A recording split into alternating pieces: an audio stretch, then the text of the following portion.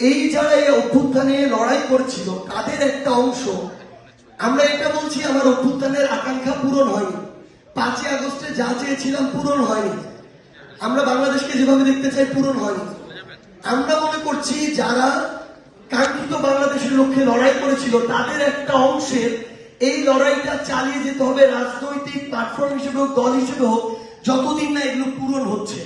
কারণ তারা এই বিষয়টাকে যতটা হৃদয় থেকে ধারণ করবে, যারা দর্শক হিসেবে ছিল তাদের এইটুকু হবে না। এবং এই জায়গায় আমরা আপনাদের জায়গা থেকে এই জিনিসটা চাচ্ছি যে আপনাদেরও যেন এই জায়গায় অংশগ্রহণ থাকে।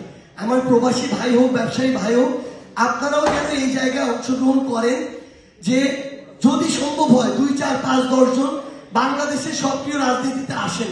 পিছন থেকে শুধু বলে এটা পরিবর্তন হবে না, আপনার ঢুকে পরিবর্তন করতে হবে।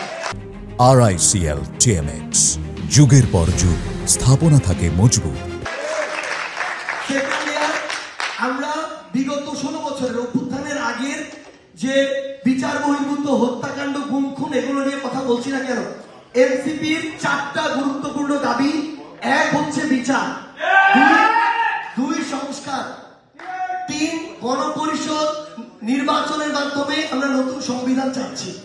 তো আমরা প্রথমত এই 3টা জিনিসে আমরা আমাদের জায়গা থেকে ফোকাস করছি এবং জুলাই সনদটা আমাদের লাগবে এই 4টা জিনিস নিয়ে।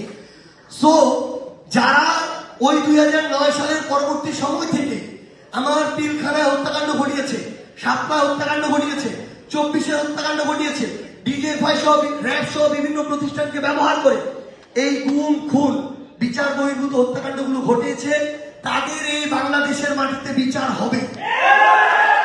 এবং শুধু একটা জিনিস মনে রাখবেন, এই বিচার হওয়ার সম্ভাবনা তত বাড়বে আপনি এই বিচার হওয়ার জন্য যত কথা বলতে থাকবেন।